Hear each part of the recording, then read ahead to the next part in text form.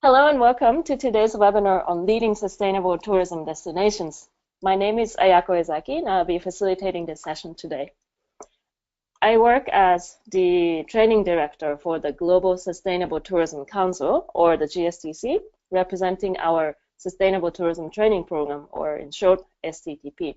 We're joined today by Dr. Jonas Papas, who is one of the GSTC trainers working with the STTP, as well as co-founder and CEO of Green Evolution.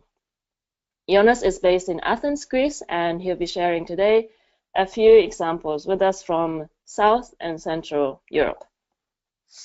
So Jonas, thanks for joining and thanks for sharing your example today. So thank you a lot. I would like to welcome you all also by my side, and we hope to have a very productive webinar. Thank you. So here's what we will cover today. First, we will have a short introduction to the STTP to share some background information on what we do, and then we'll go into some discussions on what a sustainable destination is and where to find examples of sustainable tourism destinations. We'll then share various examples from these countries, as you see here, that highlight how sustainability practices can be implemented by destinations around the world. And then we'll, of course, cover your questions at the end in Q&A. So to get started, just some information on the Sustainable Tourism Training Program, STTP, of the GSTC. Our training program offers both online and face-to-face training classes around the world, and works with expert trainers and training partners also in many different countries around the world, including Green Evolution, as I mentioned, which is Jonas's company, and provides the opportunity for participants in the training classes to earn the GSTC certificate in sustainable tourism, which helps demonstrate your knowledge of sustainable tourism principles, as well as the ability to apply those principles in practice. The online courses of the GSTC Sustainable Tourism Training Program are offered every quarter, so 4 times a year. The next one is actually starting next week, and this edition is actually already sold out, unfortunately, but if you're interested, later in the year in October, the quarter 4 course is open for registration, and for this class you can still access the early bird rate. If you're interested, please see this link or simply go to the training section on the GSTC website. So that's it for our little introduction about the STTP. Of course, if you're interested in learning more about the training program, please feel free to contact us anytime. And we'll share our contact information as well towards the end. So what is a sustainable destination? We're talking about today, of course, about sustainable tourism destination practices, but let's start by looking at what a sustainable tourism destination is. Of course, there are many different factors involved in making a tourism destination sustainable. But in the context of our discussion today, we're focusing on destinations that are putting into practice some of the recommendations put forth by the GSTC criteria. And what are the GSTC criteria? For those of you who may not be familiar with the GSTC criteria, these are the baseline standard for sustainability in travel and tourism, developed through an inclusive and extensive consultation processes and following the international best practice guidelines on sustainability standards. As such, both of the GSTC criteria sets, and there are 2, one for the industry, or the hotels and tour operators, and one for destinations. And today we're focusing primarily on the criteria for destinations. As you can see here, these sets of criteria, the standards, are revised on a regular basis following the international best practice, and the most recent revision to the industry criteria was this year, and the revision for destination criteria is coming up as well.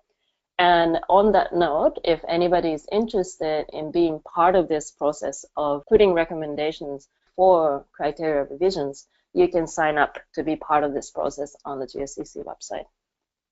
For both of these sets of criteria, these are 4 main areas of topics that we focus on. One is sustainability management, which looks at how organizations and destinations manage sustainability practices in different areas, social and economic impacts and benefits, culture and heritage, and of course the environment. One of the key themes throughout these 4 areas of sustainability is continuous improvement. As we see in some of our examples today, it's not about looking at your practice and saying, okay, this destination is sustainable and this is not, and that's done.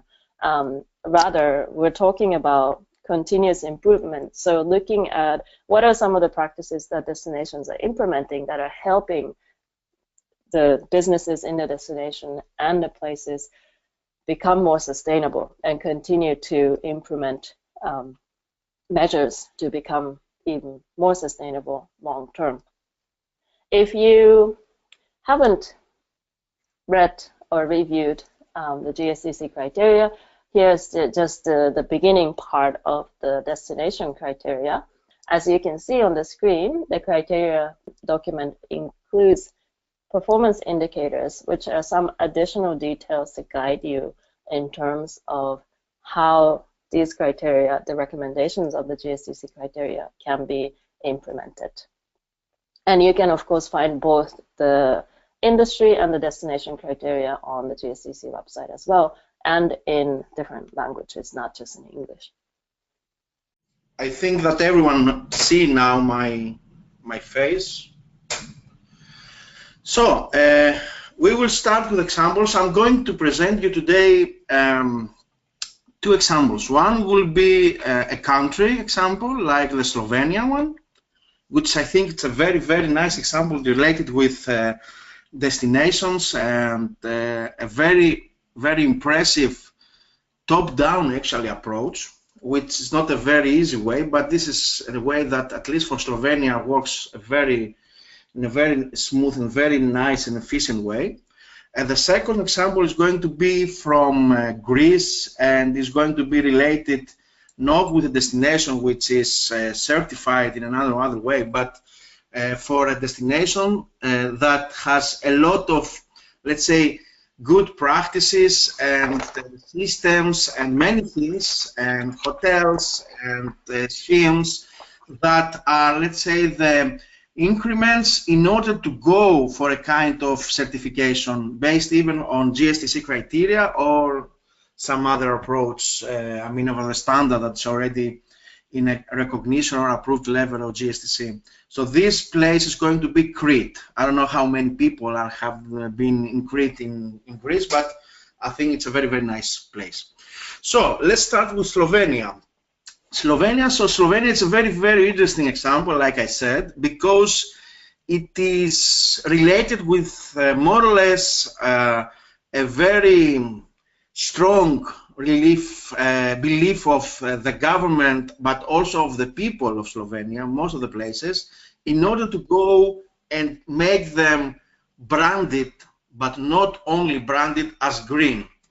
That's why they have started some years ago, not so many years ago actually, some years ago, and they create this kind of nice certification scheme in all levels of, let's say, matter of sizing from the industry, I mean hotels and travel agents, towards destinations and the whole country. So they created the Slovenia Green. You see here in the presentation the approach and the very nice logo, and they have made a lot of nice also marketing behind. The material that I'm going to show belongs to a presentation that Good Place, the people of a company Good Place, that give us to use some months ago in the training in Athens. And I think it's a very good idea that we can get in order to see what nice things they have done. So what was the strategic orientation of this, let's say, destination? So they said that Slovenia is green by definition for these guys, and this is true. I don't know how many people have been in Slovenia. It's a very green country in general. The second orientation is related with the decision that we go to be green and to be, let's say, more or less certified as green based on specific criteria. And the third one is the approach that we are going to promote the green character. And because of this, they have made a lot of, let's say, outcomes, like a very key competitive advantage for Slovenia. I have to remind that Slovenia have made all the, let's say, tourism marketing campaign based on this approach, so this is very, very nice.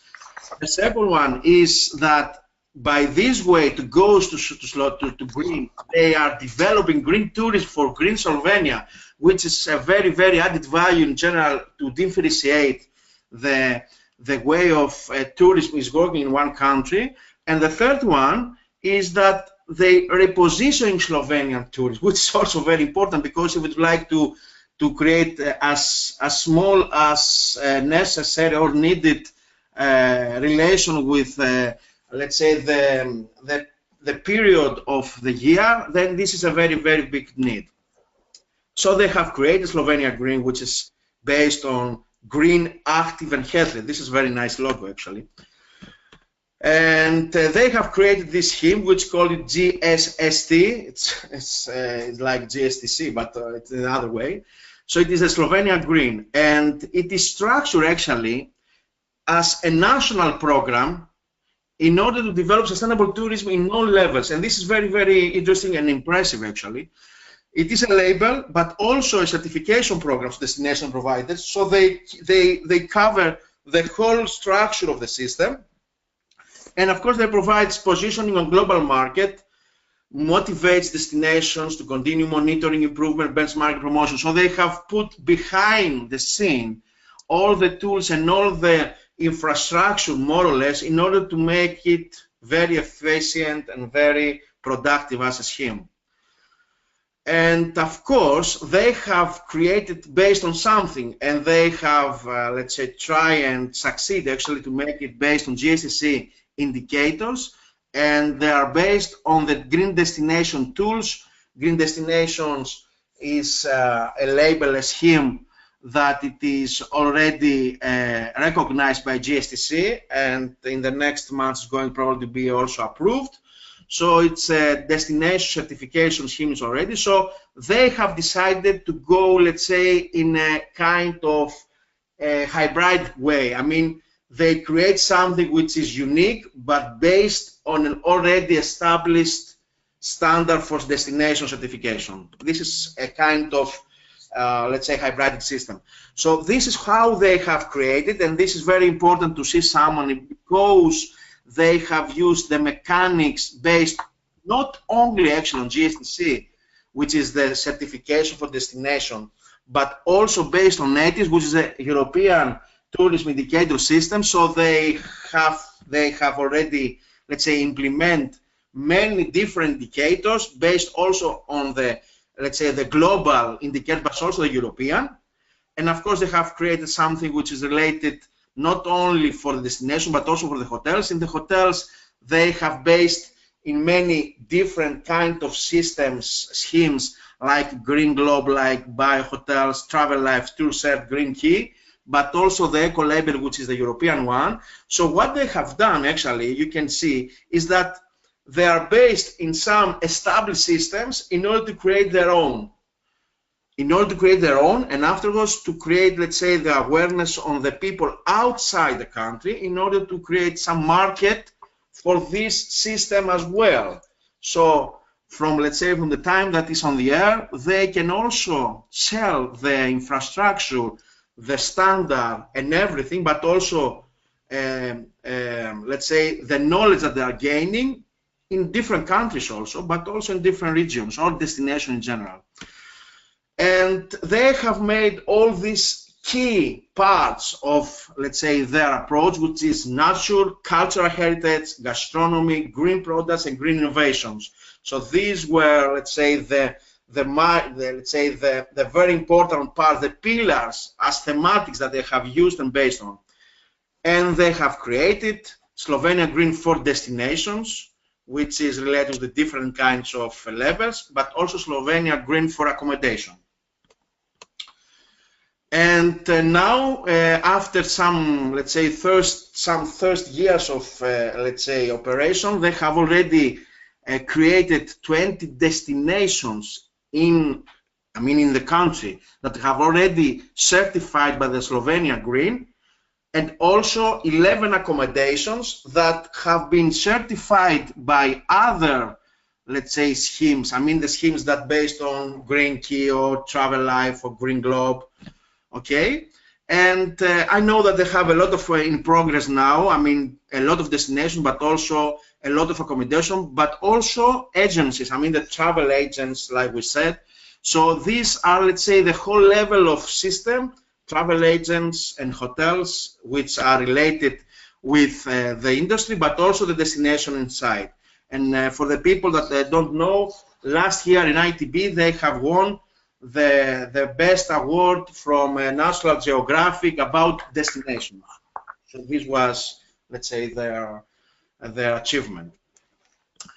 I think it was a very nice example because someone can see how they can, some people, and especially with the top-down approach, from the government itself, push the things towards sustainability in a country level, creating added value with a sustainability, a green destination, let's say, standard.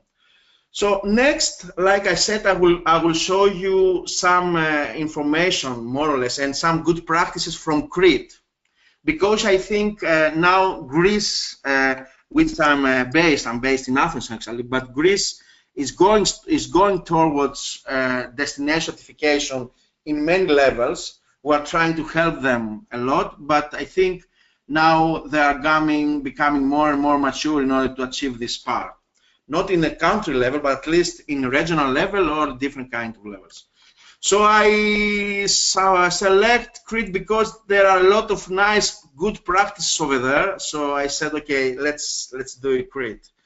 Crete is on the south part of Greece. It's a big island.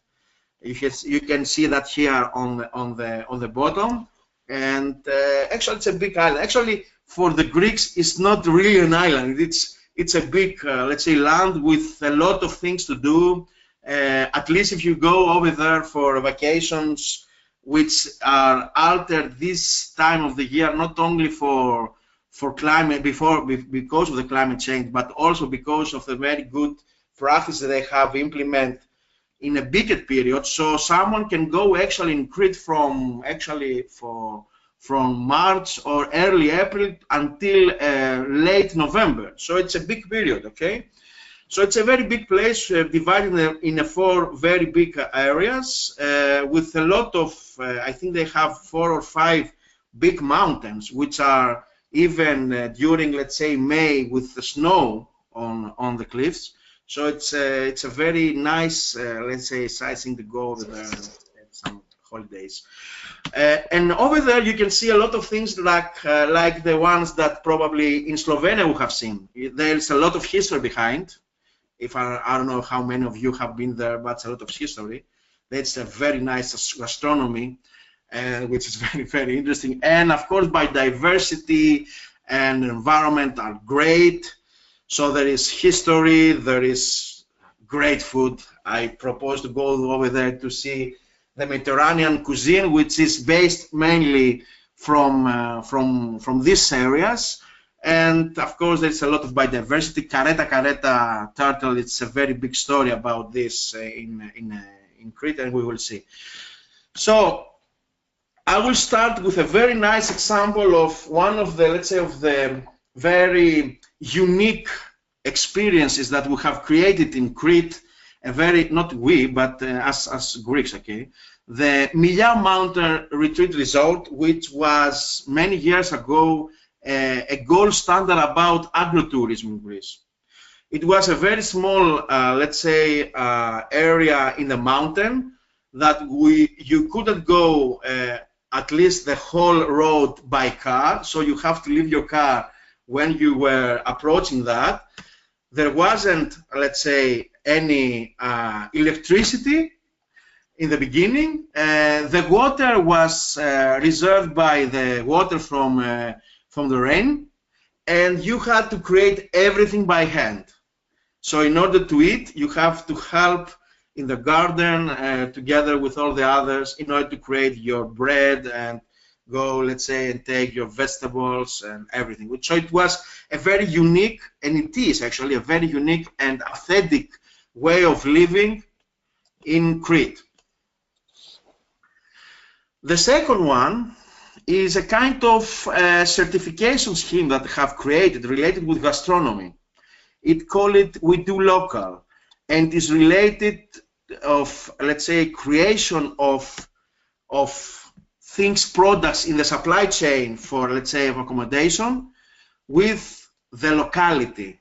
And how we create that, they have created a number of, let's say, participants in this supply chain in order to give them the idea how is the local product produced, how they can, let's say, create the idea to participate, and of course certify the accommodation then that provides this ability to, let's say, to the clients, to the visitors.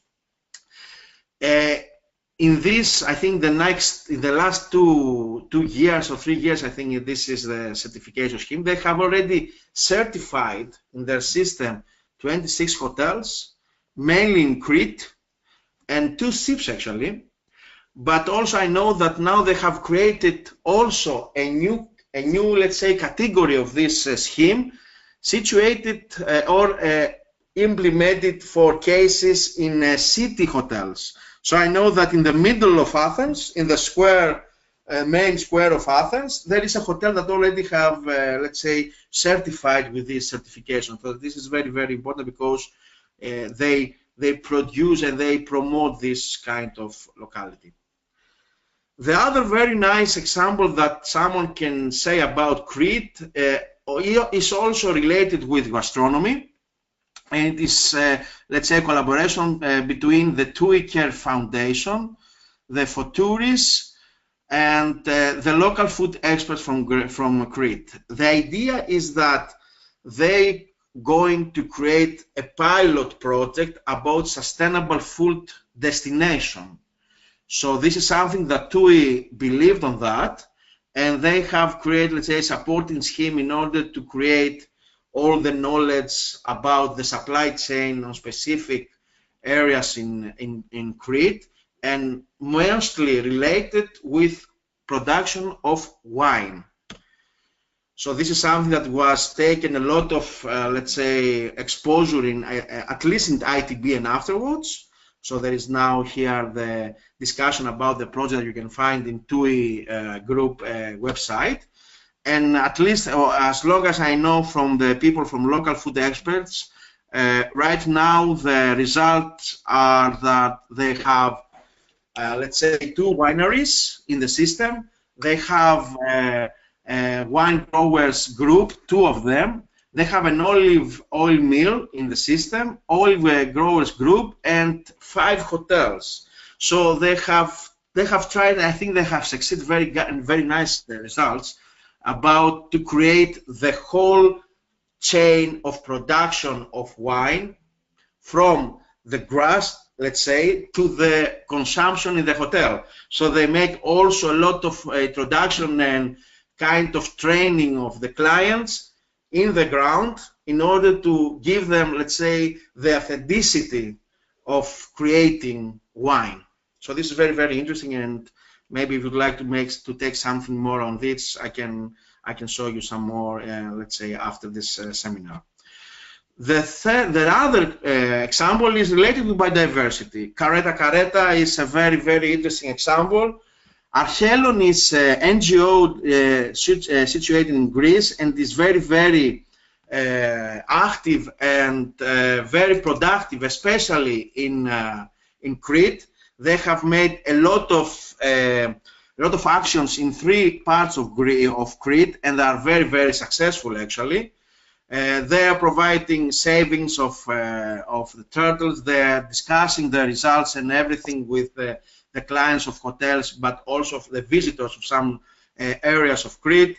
They are monitoring things about Crete, and they are providing measures to the hoteliers in order to be very, very, let's say, protective and to be engaged on that, because the engagement of the local, let's say, producers or local providers of services is very, very important on this. And finalizing, giving, sorry, I don't know what's going on, it's not working, but we're discussing here about blue flags, which is also very, very interesting and very successful, at least for Greece, because it's a very well-known quality label for water and for beaches, actually.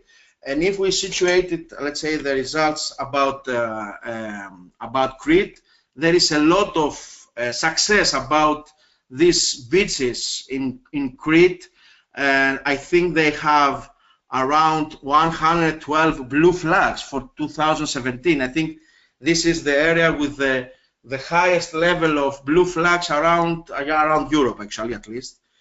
The interesting thing about blue flag is that it's not a very easy way to, let's say, to finance all the necessary actions you have to take in order to create this. So there is a very nice discussion and actually cooperation between public and private sector in order to financing the activities in order to create the certification preparation and actually take the blue flags. A very, very interesting, if someone would like to see more about Crete, a very, very interesting website is this one, incrediblecrete.gr, that I would like also to share with you just one video, if I may, because I think it's a very, very nice one. So you can find a lot of things, but see only this one. Grazie, buonasera.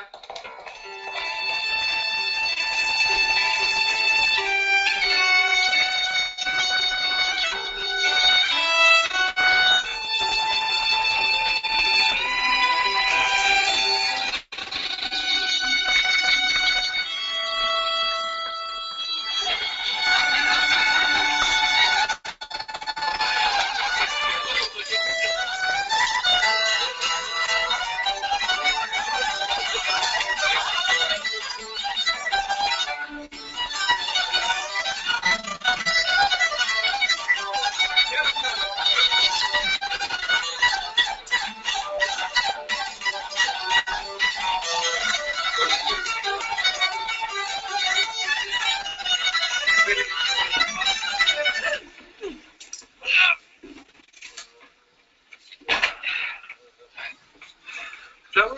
No? Thank you. You like it?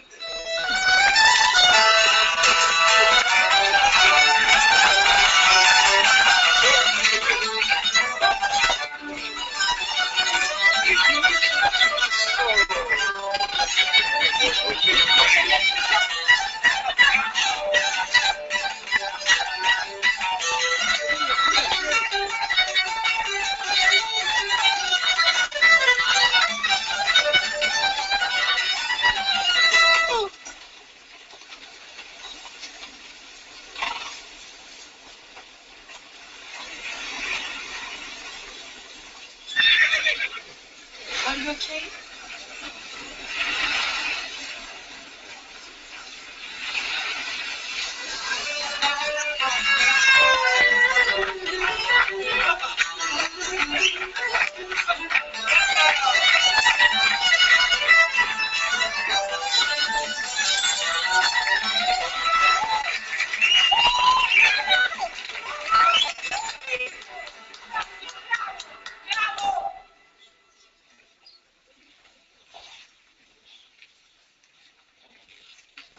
Scusi.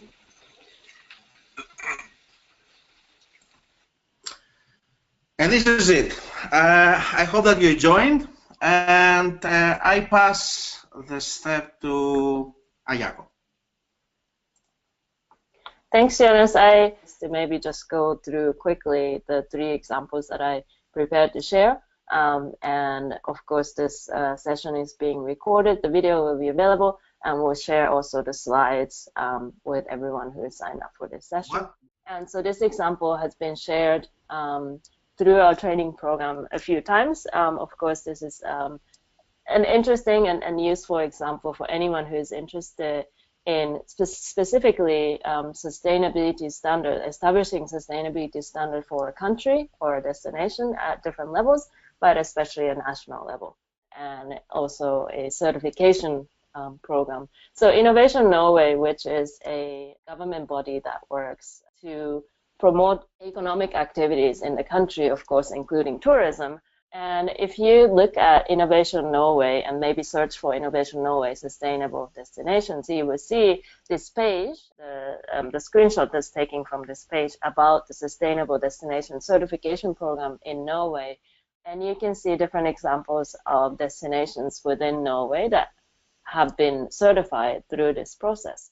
And this certification program, not just the fact that, for example, the standard is based in the GSTC destination criteria, but is a great example in terms of stakeholder engagement, in terms of successful implementation of sustainability practices in many different ways. And so here's just a little bit of an overview of the certification program. As you can see, these are the 5 different areas that the certification, the standard focuses on, 44 criteria and 108 indicators. Political commitment, industry commitment, basically saying that the destination needs to have enough support both at the from the public and the private sector, as well as looking at the nature, culture, society, the economy, so different aspects of the impact that the tourism has and the benefits that it brings.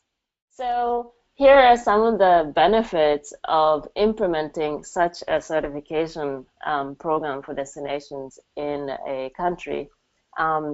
The sort of the idea and the concept, the approach of destination certification, as Jonas has mentioned, for example, the example of green destinations today may be more common, but the program that Innovation Norway has developed is so many years, has been many years in the making, and in the beginning this is still a relatively new concept, and this we learned from the presentations that we had for our online course, that there's been, in terms of the response from participating destinations as well as the businesses that are working in those destinations, the response has been great, very positive. Of course, there are different challenges, but the response has been positive from the industry, which is a great indicator in terms of how a program like this can work. And one of the key benefits that have been mentioned by participating destinations and organizations has been building competence. So it's not only about confirming sustainability practices, but also training and capacity building opportunities that help tourism stakeholders in those destinations, as well as those destination managers, to improve their competence, the strength of their products and destinations. Stakeholder engagement. The certification process must start with interest expressed from local stakeholders. So it's built within the process itself that tourism industry stakeholders need to be engaged and supportive of the process for the destination to achieve certification before they start in the process.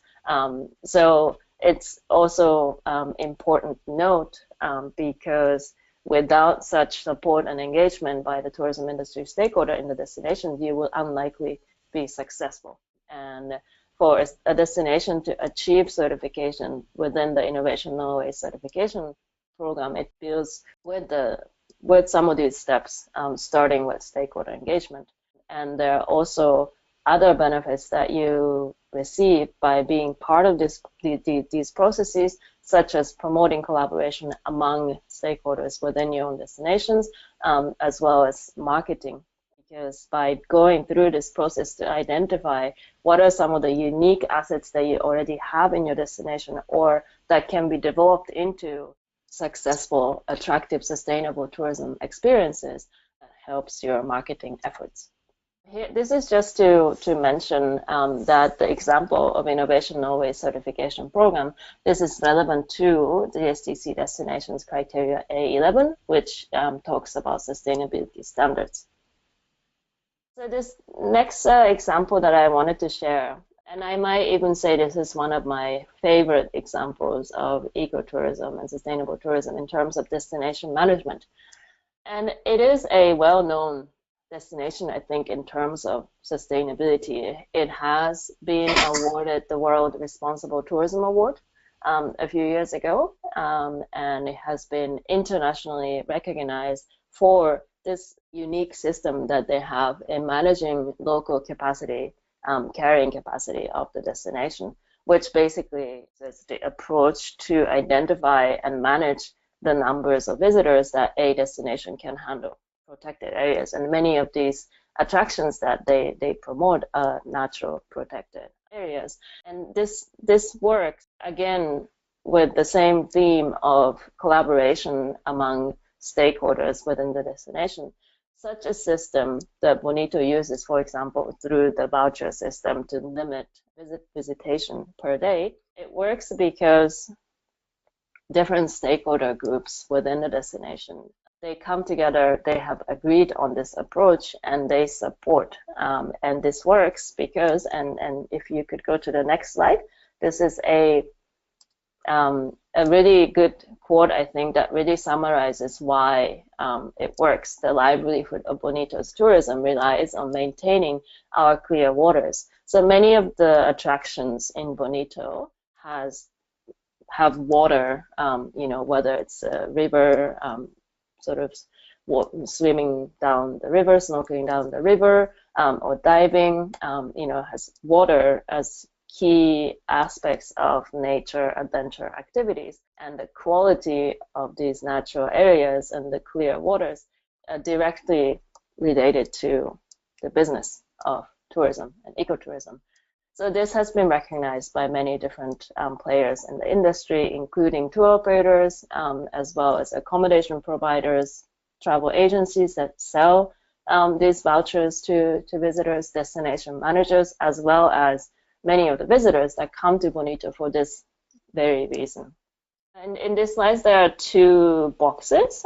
Basically, these are the GSTC destination criteria that are relevant to the example that I just spoke about from Bonito. C2, visitor management, and A2, tourism management organizations, basically recommending these best practices that Bonito is a good example for.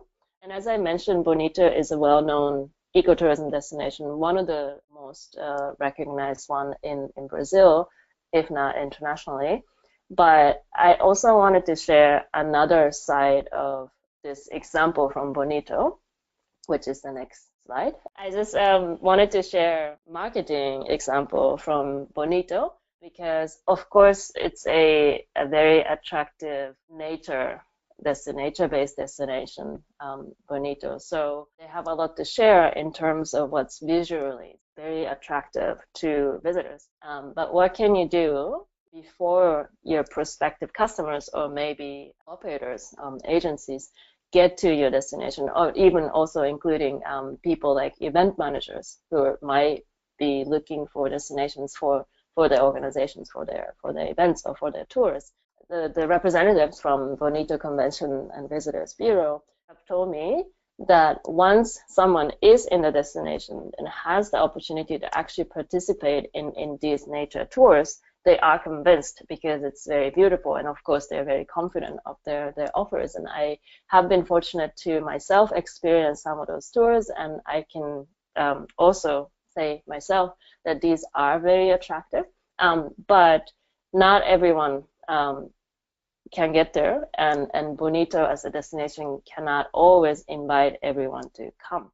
And a good solution that they found is what you see here on the screen, the virtual reality tools that they can bring, for example, to international trade fairs or different events or conferences that they have in their destinations with visitors from different parts of the world, to showcase in a very visual and interactive way what Bonito has to offer.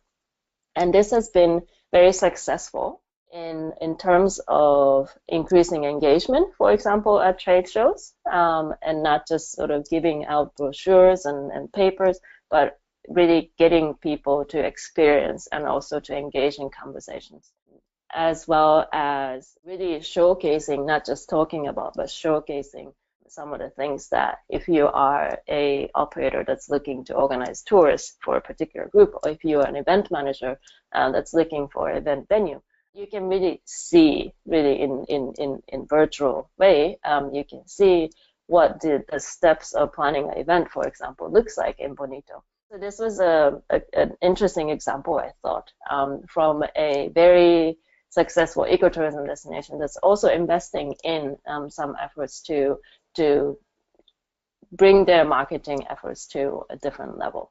The best way to sell a destination is bringing people to experience our natural tours. Like I said, of course, once their people are there, it's easier to convince them. But with this approach of virtual reality tools, they have been able to convince people before they take the step of actually being there. I wanted to share in closing, maybe this is a little bit similar to or related to the example that Jonas shared from Greece in terms of gastronomy. I've had the opportunity to experience some of these examples myself that I'm showing here. So some of these examples that Ecuador has implemented to really highlight slow, local, and authentic food experiences in a way that really showcases the diversity that Ecuador has as a whole destination. And as many of you probably know, Ecuador is such a diverse destination in terms of its biology and ecology. So you can go, of course, from the Galapagos, from the coastal areas to the rainforest, as well as the mountains. And there are many different food traditions that you can find. And some of these projects, including, for example, agri-tourism experiences, or so homestays, farm stays, or markets or events, these have been produced, supported by the Ministry of Tourism, but produced in partnerships with the different local organizations to really highlight ingredients, traditions, recipes, and food experiences that are unique to each region of Ecuador. So here, these are some, in terms of food experiences, some initiatives that Ecuador, I think, have successfully implemented that are really good examples of, which is the next slide, supporting local entrepreneurs and fair trade. This is also from the GSTC destinations criteria B9 that really talks about how a destination can promote and develop and support local practices, products, and services that support fair trade principles. So that was it from my side. The last slide is for questions and comments from the audience. I would like to add on that. There is a very nice, let's say, documentary kind of in the Greek TV this period says about the gastronomy. They call it the roots of food. Mm-hmm. And this is something that is related with, let's say, how the paths of food in the whole European areas were related historically, and they see the touristic, let's say, approach in some areas behind this. And this is very, very interesting about, let's say, Santorini. If I think most of us know about Santorini. It was very surprising because in 1960 something, it was a very big earthquake in Santorini, and probably this was the reason why Santorini changed a lot. because of, I mean, to the people that in the next decades are visiting Santorini until today, which is a very, very unique product. And they said that in the last, let's say, 30 years, there was a very, very boring, actually, local cuisine and local foods, not very interesting. But some people, which are, let's say, pioneers on the local, let's say, cuisine, create a mixture of modern, let's say, recipes related with local products in order to create something which is, let's say, with fantasy against or related with the people that were coming in Santorini and would like to have something which is, let's say, local and unique. And this is now, this restaurant is one of the best restaurants around Greece because they are creating very nice recipes of local products, tomatoes, wine, this kind of stuff, in Santorini and with a very unique way. And this is called Seleni moon. It's a kind of moon. The moon restaurant, which is very, very well known in Santorini. So I would like with this, let's say, example to share how important is, let's say, the cultural together with gastronomy and fantasy in these terms about the destination, because it creates, let's say, the connection with the past, which is very, very important. Yeah, great. Perhaps you could, Jonas, share a link to that example afterwards, and we can include that in our follow-up email for this session. Because yeah, thank you. I just wanted to mention the last example from Ecuador that I talked about. There's a chapter that I contributed or co-contributed to this book by the World Food Travel Association that's called How Folk Will Travel, a Practical Handbook for Food and Drink Tourism Professionals. And this was the particular example from Ecuador in terms of culinary traditions and new approaches to food tourism. Was the topic of this chapter. If anybody is interested, I'd of course be happy to share more about this particular example as well. Our contact information is there on the screen. Email training@gstccouncil.org. Please feel free to contact us with any follow-up questions or suggestions. Would you like to answer some of them? So first of all, from Abhishek Behi, sorry about the pronunciation, I don't know exactly the pronunciation. How do we all balance carrying capacity with the certification program? I'm not sure if exactly what the question is in terms of balancing with certification programs. Yeah. Yeah. But probably is related with the carrying capacity and how, let's say, the certification for destination is helping the issue for the carrying capacity. Okay. This is what yeah. I understand. Yeah. So I think that the specific requirements, for example, of having a carrying capacity strategy, how strict it has to be, how it has to be documented, will depend on which certification program that you work with.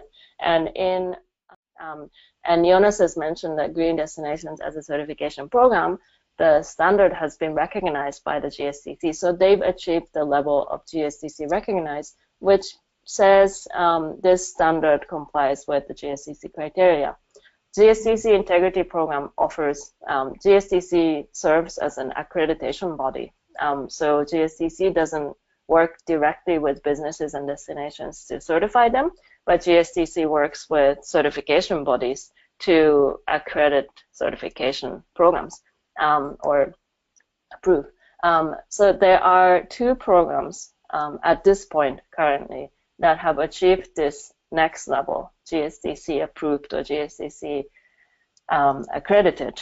which are for destinations. There are there are a few more for industry, but for destinations, and these two are biosphere responsible tourism and earth checks. And these two are good examples of certification programs that you can work with if you represent a destination organization, along with green destinations and others that also work with destinations. But from the GSTC system of accreditations, these two are the ones that currently have this status.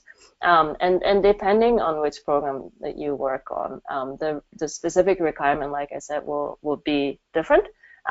But because carrying capacity management is such a critical part of visitor management and visitor flow management, I would say that that most destination certification programs would look at that as part of a key component of what a sustainable tourism destination management practices should incorporate.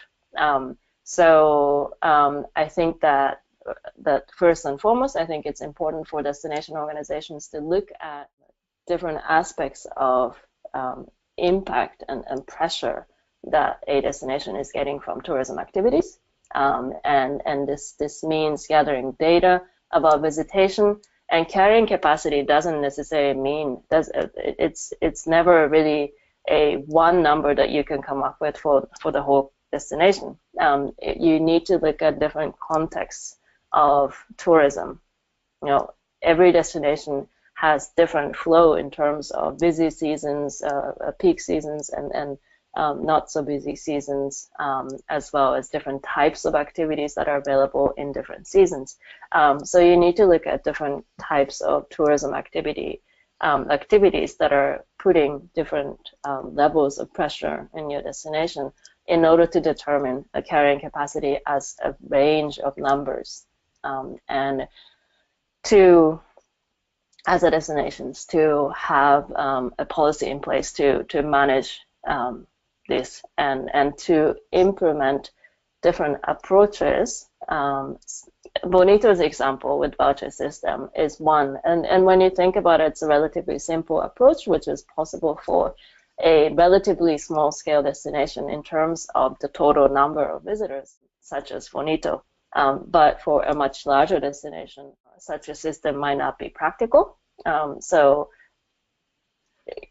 looking at how you implement your carrying capacity strategy will really depend on the conditions that you have at your destination. I don't know if that directly answers the question, but that's some key considerations when it comes to carrying capacity and sustainable destination certification.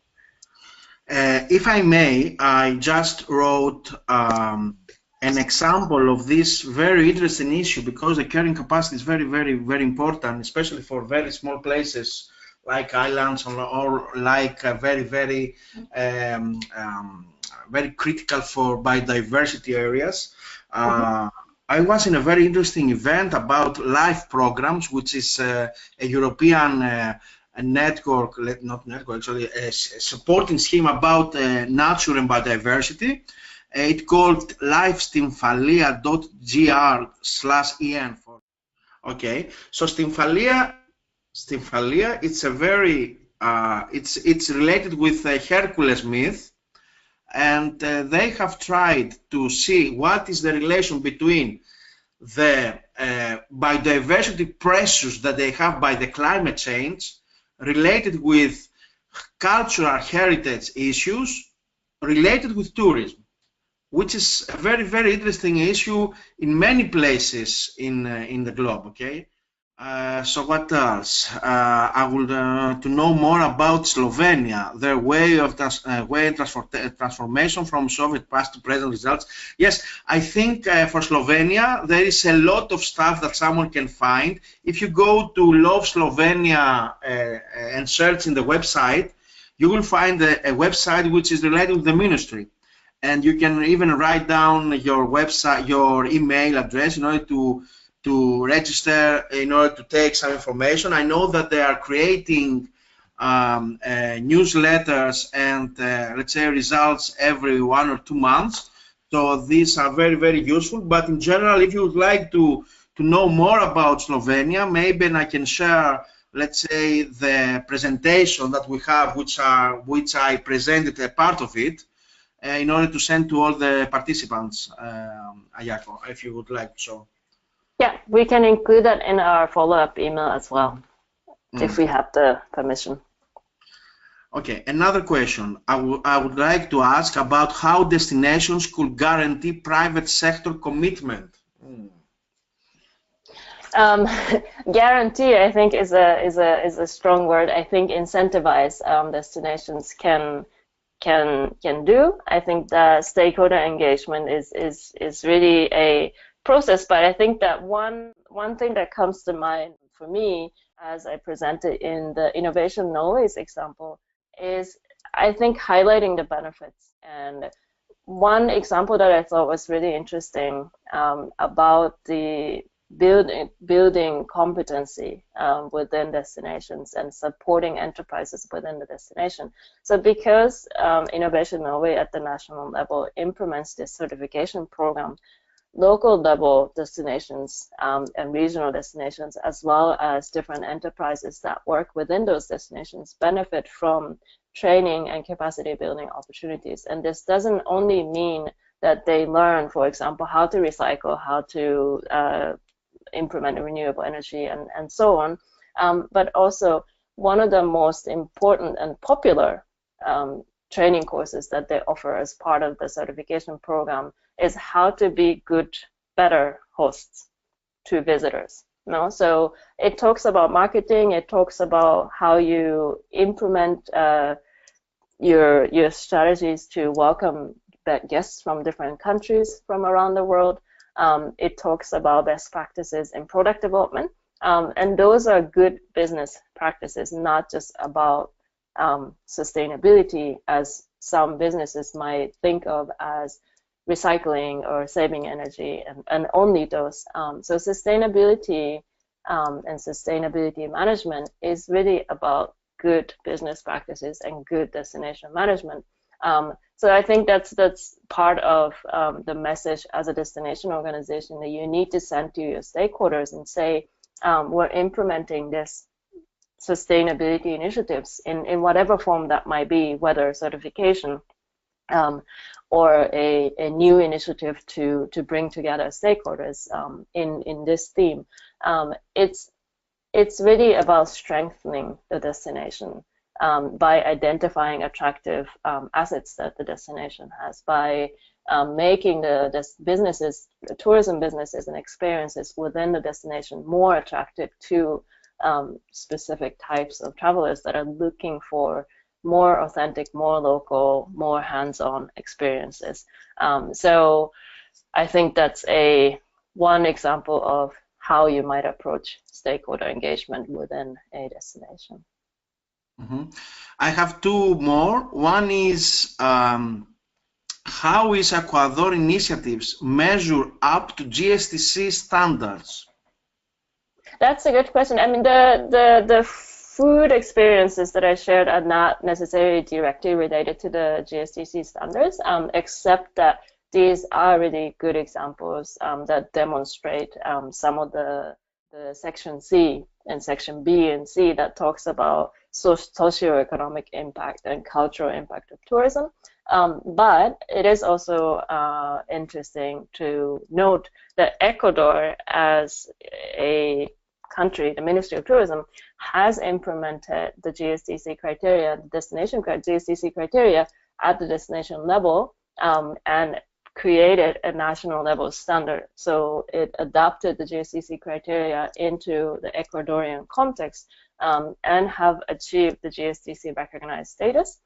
So Ecuador is also, in this context, a good example of creating sustainability standards within the country, such as Norway is also a good example for. And the last one is related with the formula, the scientific, let's say, methodology, in order to calculate the carrying capacity of a site or a destination. I personally, but I don't know if Jonas, if you have such a formula. Personally, I don't know of such a formula that applies to every destination. But there's a really useful guide to looking at different levels of different types of impacts and pressures from tourism activities on destinations. That is part of the a resource that's prepared by UNESCO, which we used for the previous online course that we delivered earlier this year. So this link I can also include in the follow-up email. I think it will be useful. And there's a section that really is dedicated to carrying capacity. I know also from our universities that are doing a lot of good work on that, there is not, let's say, a general term about carrying capacity as, let's say, a unique and magic formula. Of course, there are methodologies, different methodologies, but there is a lot of reference behind that, and someone can use that, but it is very, very important, and it's a part of research, actually, not only from the university, but also of the observatories that are based in different countries or financed or, let's say, established by UN also support to create, let's say, the most viable and important outcomes based on many different, let's say, information like cultural, like localities, like the capacity, the resources, everything. So it's a very, very interesting, a very difficult issue, actually, many times. Yeah, in a way, I think difficult or complicated because it takes into account many different factors within a destination, which I think is really unique to each individual destination. But I think the general approach is really looking at what are some of the ways that tourism is impacting, especially in terms of local nature and culture and heritage.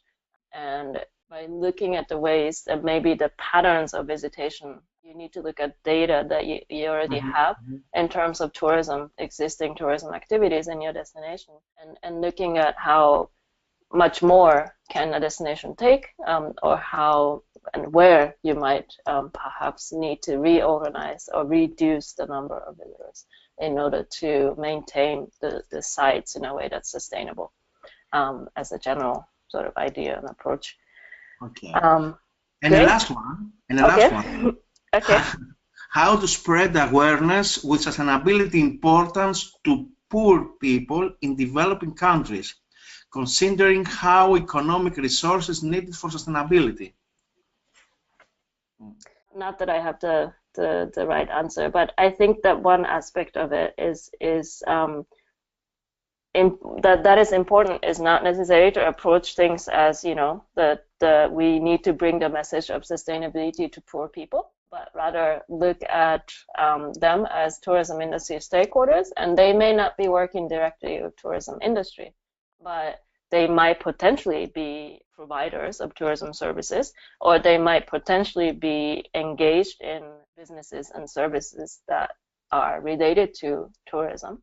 Tourism is such a diverse and large industry that touches on different aspects of life.